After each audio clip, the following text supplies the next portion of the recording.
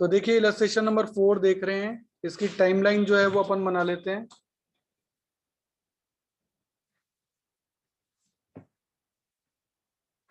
On 1 April company purchase a plant of 60,000। 1 अप्रैल 13 को purchase किया है 60,000 का पहला प्लांट। ठीक है। 1 अक्टूबर उसी साल 1 अक्टूबर 13 को एक और परचेज किया 18,000 and spend 2,000 on it's erection. तो फिर ये 20 का पड़ा आपको, है ना, क्योंकि इरेक्शन के जो भी खर्चे होते हैं वो अपन ऐड कर देते हैं। 1 अक्टूबर 2015 को the plant purchase on 1 April 13 having become obsolete. ये वाला जो है ये वाला ऑब्सोलीट हो गया और इसको हमने 1 अक्टूबर 15 को 1 अक्टूबर 15 को हमने इसे सोल्ड कर दिया, है ना। और कितने में बेचा? 27,000। 1 जनवरी 17 को, यानी यहां टाइमलाइन पे बस लिखते जाइए, 1 जनवरी 2017 को एक नया प्लांट और खरीदा अपन ने 64,000 का।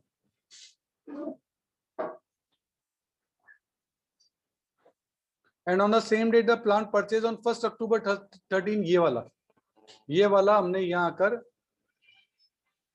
बेच भी दिया और कितने में बेचा? 10,000। डेप्रिशिएशन 10% एसएलएम है और 31 मार्च को ईयर क्लोज होता है और 31 मार्च 17 तक का अकाउंट बनाना है आपको। ठीक है। तो 31 मार्च 2000, ये तो पहला साल चल रहा है आपका 13-14, ये आपका फर्स्ट ईयर है, और 14-15 ये आपका सेकंड ईयर है, और देन 15-16 थर्ड ईयर है, और 16-17 ये आपका फोर्थ ईयर है। कुल मिला के 4 साल का अकाउंट जो है वो आपको बनाना है। आप चेक कर सकते हैं आपके 4 सालों के अकाउंट जो है वो यहाँ बन रहे हैं। अब एक एक करके अपन चीजों को लेंगे, ये आपका क्वेश्चन है। सबसे पहले तो आप देखिए 60,000 की आपने एसेट परचेज की है 1 अप्रैल 2013 को, तो आप यहाँ लिखेंगे 1 अप्रैल 2013 को 60,000, और उसी साल 1 अक्टूबर को आपने 20,000 की और परचेज की है। इसने ऐड करके नहीं लिखा, मैंने कहा था आप इनर कॉलम में 18+2 ऐड करके बाहर 20,000 लिख देना, वो ज्यादा अच्छा रहता है। ठीक है, 2 परचेज किया, और तो इस साल में कुछ है नहीं, देख लो, और तो इस साल में कोई है नहीं, तो बस 31 मार्च को डेप्रिसिएशन लगेगा। 60,000 की जो एसेट थी उस पर लगेगा 6,000 का, और 20,000 की एसेट तो 1 अक्टूबर को खरीदी है, इसलिए उस पर पूरे साल का डेप्शन लग नहीं सकता। तो 1 अक्टूबर से 31 मार्च 6 ही महीने का डेप्शन लगेगा। 20,000 का 10% 2,000, 6 महीने का 1,000, टोटल डेप्शन हो गया 7,000। देखो इनर कॉलम का यूज करना आपको अच्छे से आना चाहिए, इनर में डिटेल लिखी जाती है, बाहर टोटल लिखा जाता है। अब देखो 60,000 की एसेट थी, उस पर 6 का डेप्शन लग गया तो चीज बची 54 की, और 20 की एसेट थी उस पर 1 का डेप्शन लगा तो बचा कितना? 19, टोटल हो गया 73। ये पहला साल आपका यहाँ कंक्लूड हो गया। तो इस तरीके से पहले साल का टोटल आप कर सकते हैं, आपको कोई दिक्कत नहीं आएगी।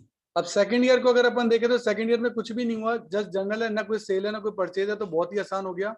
ये 54 और 19 जो कि क्लोजिंग बैलेंस है ये ओपनिंग बैलेंस बन जाएंगे, यानी जिसको मैं बोलता हूँ सीडी को बीडी बना दिया 1 अप्रैल 2014। परचेज तो कोई की नहीं है, सीधे डेप्शन लगना है। 60,000 की एसेट थी उस पर 6,000, और 20,000 की एसेट थी उस पर 2,000। एसएलएम मेथड है, इससे ओरिजिनल कॉस्ट पे लगना है। 54 में से 6 का डेप्शन लग गया, बचा 48। 19 पे 2 का डेप्शन लग गया, बचा 17, टोटल आ गया। और ये जो सीडी है आपका, ये अगले साल का क्या बन गया? बीडी बन गया। आप चेक कर सकते हो। अब देखिए थर्ड ईयर में हम यहाँ देख रहे हैं कि यहाँ 1 अक्टूबर को आपने एसेट को सेल किया, कौन सी वाली को? इस 60 वाली को, इसको बेचा आपने। कितने में बेचा? 27। तो इसका 6 महीने तो यूज किया, 1 अक्टूबर तक तो यूज किया है, तो देखो कैसे होगा। तो 1 अक्टूबर को आपने इसको बाय बैंक किया, 27 में बेचा। 1 अक्टूबर तो आपने यूज किया, 1 अक्टूबर तक, 1 अप्रैल से लेकर इस यहाँ से लेकर 1 अक्टूबर तक आपने यूज किया, तो 6 महीने यूज किया है। तो 60,000 पे इस बार 6,000 का डिडक्शन नहीं लगेगा, इस बार 6 मंथ का ही लगेगा। कितना? 3,000। प्रॉफिट लॉस कैसे कैलकुलेट करेंगे? तो देखो उसके लिए आपको एक वर्किंग नोट बनाना पड़ेगा।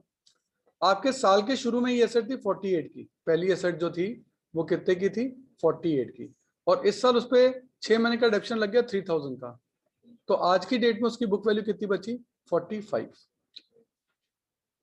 ये बुक वैल्यू है। और 45 की चीज को आपने कितने बेचा 27 में। अब 45 की चीज को अगर आप 27 में सेल कर रहे हैं तो आप कम में बेच रहे हैं, कितने कम में बेच रहे हैं 18 में, तो ये 18 आपके लिए क्या हो गया, ये आपके लिए लॉस हो गया, इसीलिए 18,000 का यहाँ लॉस लिखा गया। तो इस तरीके से पूरी सेलिंग जो है वो यहाँ के कंप्लीट हुई। आपने 27 में बेचा, उस पर 3 का डिडक्शन लगा और उस पर 18 का लॉस हुआ। ये सब बात आपको कैलकुलेशन ऑफ लॉस करके एक वर्किंग नोट बनाना पड़ेगा, उसमें ये पूरी की पूरी बात आपको लिखनी पड़ेगी। देखो आपने यहाँ पहली एसेट को बेचा है तो पहली एसेट की वैल्यू को यहाँ लिया गया मैंने। अब दूसरी एसेट तो आपके पास एज इट इज पड़ी है, उस पर तो पूरा 2000 का डिडक्शन लगेगा क्योंकि वो 20,000 की एसेट थी, उस पर 2000 का डिडक्शन लग गया। अब 17 की एसेट पे 2 का डिडक्शन लग गया तो बचा कितना 15। और कोई एसेट हमारे पास है नहीं, बस एक ही एसेट थी। 17 की एसेट पर 2000 का डिडक्शन लग गया तो बचा कितना 15, और ये जो 15 सीडी है ये अगले साल का क्या बन जाएगा बीडी बन जाएगा। इस तरीके से हमारे 3 साल जो है वो कंप्लीट हो गए। अब लास्ट ईयर में हम आते हैं तो लास्ट ईयर में क्या हुआ है, देखो लास्ट ईयर में आपने 1 जनवरी को ये एसेट बेची भी है और खरीदी भी है। बेची कौन सी है, ये सेकंड वाली मशीन 1 अक्टूबर को जो 20,000 की खरीदी थी उसको बेचा है। तो चलिए 1 जनवरी को बेचा, इसका मतलब आपने इस साल भी 9 महीने तो उसको यूज किया है, तो पहले 9 महीने का डिडक्शन भी लगाना पड़ेगा। तो चलिए ये 15 यहाँ है, आपने उसको 10,000 में बेचा बाय बैंक, आपने उसको 9 मंथ तक यूज किया है, तो 20,000 का 10% 2,000, 2,000 का 9 मंथ्स का ये होता है 1,500, 1,500 का डिडक्शन लग गया। अब कैलकुलेशन ऑफ लॉस अपन यहाँ करके देख लेते हैं। ये एसेट थी 15 की, यहां से लिया 15, उस पर डिडक्शन लग गया 1,500 का। अब 15,000 की एसेट पे 1,500 का डिडक्शन लग गया तो ये बची 13,500 की, यानी आज की डेट में यानी 1 जनवरी को इसकी बुक वैल्यू है 13,500, और आपने इसको 10,000 में बेच दिया। तो 13,500 की चीज को 10 में बेचा तो कम में बेचा, कम में बेचा तो आपको क्या हो गया लॉस हो गया, 3,500 का आपको लॉस हो गया। ये बात नीचे आपको वर्किंग नोट में अलग से बना के देनी पड़ेगी, 3,500 का लॉस हो गया। तो इस तरीके से ये आपने सेलिंग का काम कंप्लीट किया है, इसलिए आपको वर्किंग नोट बना के लॉस कैलकुलेट करना पड़ेगा। इसी डेट को आपने 1 जनवरी को एक एसेट खरीदी भी है 64 की, तो अब आपके पास यही एसेट बची है 64 की, बाकी तो बेच दी, 15,000 वाली बेच दी, एक ही मशीन थी, अब 64 की खरीदी है और ये 1 जनवरी को खरीदी है तो उस पर डेप्रिसिएशन ऑब्वियस है 1 जनवरी से ही लगना चालू होगा, जनवरी फरवरी मार्च 3 महीने का। तो 64,000 का 10%, 64,000 का 10% 6400, उसमें भी 3 मंथ का करेंगे तो 1,600 का डेप्रिसिएशन लग गया। 64 की एसेट पे 1,600 का डेप्रिसिएशन लग गया तो बचा कितना 62,400, ये बैलेंस सीडी बन गया। यहाँ तक का आपका अकाउंट पूछा था, एक स्टेप आप और चाहो तो कर सकते हो, ये जो सीडी है अगले साल का क्या बन जाएगा बीडी बन जाएगा, ये लास्ट स्टेप आप और कर सकते हो। अब हम देख रहे हैं इलस्ट्रेशन नंबर 5। इलस्ट्रेशन नंबर 5 में क्या है, बिरला कॉटन परचेज कर रहे हैं मशीनरी 1 अगस्त को 90,000 की। तो देखो 1 अगस्त को ये 2 बैंक करके 90,000 की मशीन करिए, और 1 अक्टूबर 2016 को भी एक और मशीन खरीदे 40,000 की। तो देखो 1 अक्टूबर को सेकंड मशीन, ये तो पहली मशीन थी, ये सेकंड मशीन खरीदी है, ये 2016 में खरीदी है। On 30 June 2017 it sold the first machine, जो है 58,000 में बेच दी। तो फर्स्ट मशीन बेची है इसने, कब बेची है 15 में, 15 आपका आएगा यहाँ, ये देखो यहाँ आया और यहाँ आकर आपने बेची है 58,000 में बाय बैंक 30 जून को। तो जो जो डेट देगा मैं उसके हिसाब से टाइमलाइन पे भी ये सब चीजें लिख सकता हूँ। And purchase a new machinery, और एक नई मशीनरी 1 लाख में खरीदी भी है, तो उसी डेट पर आप यहाँ देखोगे 30 जून को थर्ड मशीन 2 बैंक करके खरीदी भी है 1 लाख की। और क्या क्या है, डेप्शन 20% इस बार ओरिजिनल कॉस्ट पे, अकाउंट हमेशा 31 मार्च को क्लोज किए जा रहे हैं। सीजीएसटी जीएसटी दिए तो मैं आपको बता दूं जीएसटी इस चैप्टर में कोई काम ही नहीं आती, बेफालतू उलझाने के लिए दी जाती है। डेप्रिसिएशन के चैप्टर में जीएसटी कोई काम नहीं आती है, टोटली इग्नोर इट। अब चलिए चालू करते हैं। 90,000 की एसेट है, 1 अगस्त को खरीदी है, तो डेप्रिसिएशन 1 अप्रैल से मत लगा देना, 1 अगस्त से चालू होगा। 1 अगस्त से 31 मार्च होते हैं 8 महीने, तो इसलिए 90,000 का 20% 8 मंथ्स के लिए लगाएंगे तो निकलेगा 12,000। कैसे, 90,000 का 20% 8 मंथ्स के लिए 12,000। 90 के एसेट पे 12 का डिडक्शन लग गया तो बचा 78, ये CD जो है ये BD बन गया। अब आपने एक मशीन और भी खरीदी है, अब आपके पास मशीन हो गई 2, तो अब 90,000 पे अब 20% पूरा लगेगा 18,000, और इस 40,000 की एसेट को 1 अक्टूबर से को खरीदा है, तो ऑब्वियसली इस पे डेप्रिसिएशन 1 अक्टूबर से चालू होगा, 1 अक्टूबर से लेके 31 मार्च। ये नई परचेज है ना, नई परचेज में मंथ का ध्यान रखना पड़ता है। तो 1 अक्टूबर से लेके 31 मार्च 6 ही महीने होते हैं, तो 40,000 का 20% 8,000, लेकिन 6 महीने का कितना 4,000, ये 6 महीने का डिडक्शन है, ये दोनों डिडक्शन लग गए, टोटल हो गया 22,000। नाउ 78 के एसेट पे 18 का डिडक्शन लग गया, चीज बची 60 की। 40 की एसेट पे 4 का डिडक्शन लग गया, तो चीज बची 36 की, टोटल हो गया 96। और ये जो CD है ये यहाँ के BD बन गया, ये हो गया 96। फिर आपने एक एसेट और खरीद ली, 30 जून को आपने एक एसेट बेची भी है, पहली वाली, कितने महीने यूज करके 30 जून को।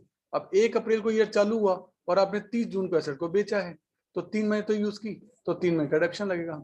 90,000 की एसेट पर 20%, और वो भी 3 महीने के लिए, तो टोटल हो गया 4,500। अब इसमें कैलकुलेशन ऑफ प्रॉफिट कैसे हुआ वो मैं आपको बता देता हूँ। देखो, साल के शुरू में ये एसेट थी 60,000 की, और उस पर डेप्शन लग गया 4,500 का, तो यानी ये एसेट्स आपकी हो गई 55,500 की, और आपने इसको बेचा कितने में 58 में, आपने इसको ज्यादा में बेचा। 55,500 की चीज को आपने 58 में बेचा, ज्यादा में बेचा, तो आपको 2,500 का प्रॉफिट हो गया। ये 2,500 का profit to gain on sale of machinery या टू P&L या टू स्टेटमेंट ऑफ P&L, अगर कंपनी हो तो लिखा जाएगा 2,500 प्रॉफिट हो गया। अब आपकी मशीनरी बिक गई फर्स्ट वाली, अब सेकंड वाली तो पूरी है 40,000 वाली, उस पर डेप्रिसिएशन लगेगा 20%, और ये थर्ड मशीन 1 लाख की है, 30 जून को खरीदी है, तो 30 जून से लेकर 31 मार्च तक, 30 जून से लेके 31 मार्च तक 9 मंथ का डेप्रिसिएशन आपको लगाना है, वो होता है 15,000। तो 36 की एसेट पर 8 का डेप्रिसिएशन लग गया, तो ये बची आपकी 28,000, और 1 लाख की एसेट पे 15,000 का डेप्रिसिएशन लग गया, तो ये बचा आपका 85,000। 85 एंड 28 ये हो गए 1,13,000, ये बैलेंस CD निकला, ये CD अगले साल क्या बन जाएगा, ये BD बन जाएगा। इस तरीके से ये आपकी कैलकुलेशन होती है। GST मैंने बोल ही दिया, इस टॉपिक में GST का कोई काम ही नहीं है, तो आपको उसको टोटली इग्नोर करना है। ये आपका एग्जांपल नंबर 5 है, सेम कैलकुलेशंस हैं, कुछ भी नया नहीं आएगा, थोड़ा पेशेंसली आपको कैलकुलेट करना पड़ेगा।